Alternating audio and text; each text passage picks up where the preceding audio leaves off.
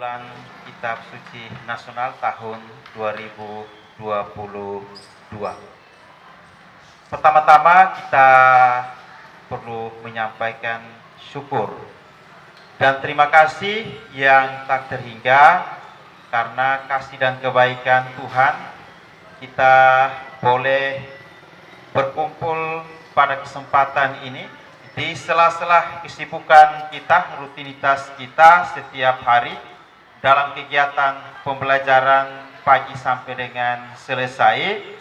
Kita juga diberi ruang untuk mengisi bulan Kitab Suci Nasional tahun 2022 di bulan September ini yang sejatinya sudah kita mulai di awal September lewat kegiatan katekese, dan di minggu keempat ini kita mengisinya lagi dengan beberapa perlombaan yang tentu saja membantu kita untuk semakin mendalami dan mencintai kitab suci.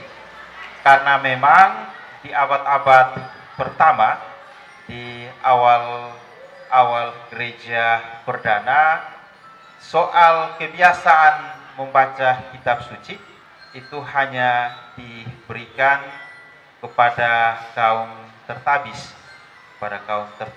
sedangkan umat awam itu hanya mendengarkan.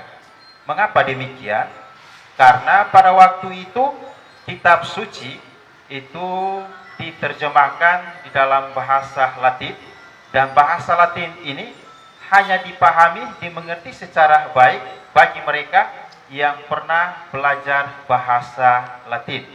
Sehingga memang kebiasaan untuk membaca ini hanya dilakukan oleh mereka yang tertabis, dalam hal ini oleh diakon, para imam, uskup, mungkin juga dengan para kardinal sampai dengan paus dan lain sebagainya. Namun di sisi yang lain, untuk umat awam ketika hanya mendengarkan itu dirasa tidak cukup. Itu berarti kita bisa membayangkan satu minggu ada 7 hari, itu hanya merayakan atau hanya membaca kitab suci pada waktu merayakan misa atau merayakan kebaktian pada hari minggu tersebut. Nah, ini yang menjadi kegalauan dalam perkembangan selanjutnya, sehingga gereja merasa bahwa umat awam juga harus punya kesempatan membaca. Tetapi pada prinsipnya di sisi yang lain kita kenal bahwa di dalam gereja Katolik itu ada 3 hal penting yang menjadi pedoman, yaitu kitab suci sendiri, yang kedua itu adalah tradisi, dan yang ketiga adalah magisterium.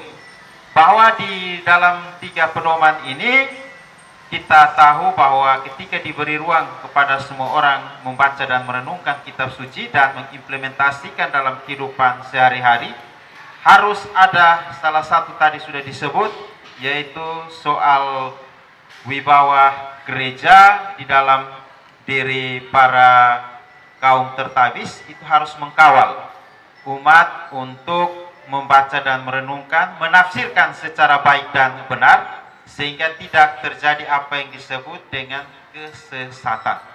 Sehingga inilah yang menjadi dasar pemikiran bagi kita sekalian, dan kita bersyukur bahwa ternyata perkembangan gereja, kitab suci tidak hanya dalam bahasa Latin, tidak hanya dalam bahasa Yunani pada waktu itu, tetapi akhirnya juga diterjemahkan ke dalam bahasa setempat, termasuk kita menggunakan bahasa Indonesia, sehingga kita bisa lebih mudah dan familiar untuk membaca dan merenungkan kitab suci.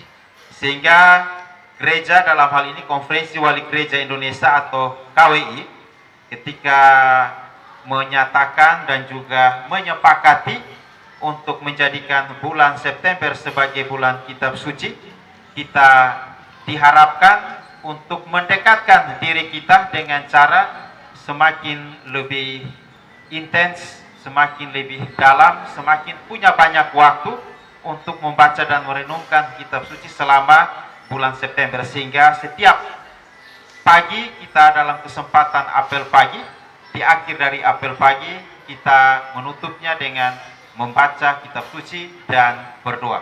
Inilah sebetulnya yang merupakan sedikit latar belakang mengapa bulan kitab suci nasional dibuat, sehingga dalam konteks atau dalam lingkup SMA Katolik Santo Yosef Kalabai, kita setiap tahun kita melaksanakan karena sekolah merasa bahwa pembinaan mental spiritual itu sangat-sangatlah penting, bahwa kita setiap hari diisi dengan pengetahuan kognitif, tetapi di sisi yang lain pendidikan spiritual juga memainkan peranan yang sangat penting, sehingga ketika kita berjalan ada keseimbangan di dalam hidup dan kita semakin lebih mantap, kita semakin lebih bertumbuh baik, berkembang lebih baik, baik secara jasmani, secara keterampilan hidup, dan juga dari sisi spiritual, aspek sosial itu juga berjalan dengan baik.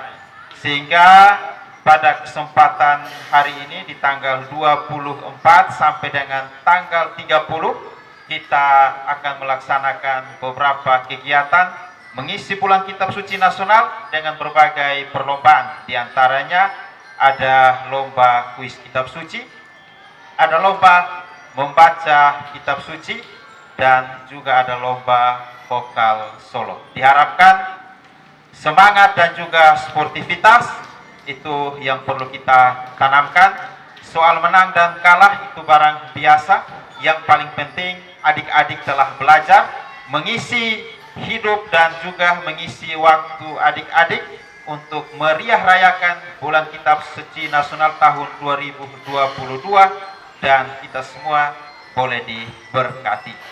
Sehingga dengan memanjatkan pertolongan dari Tuhan dan juga doa Santo Yosef, saya mengatasnamai kita semua membuka kegiatan bulan kitab suci nasional tahun 2022 dengan berbagai kegiatan perlombaan di tahun ini, di bulan ini dengan resmi.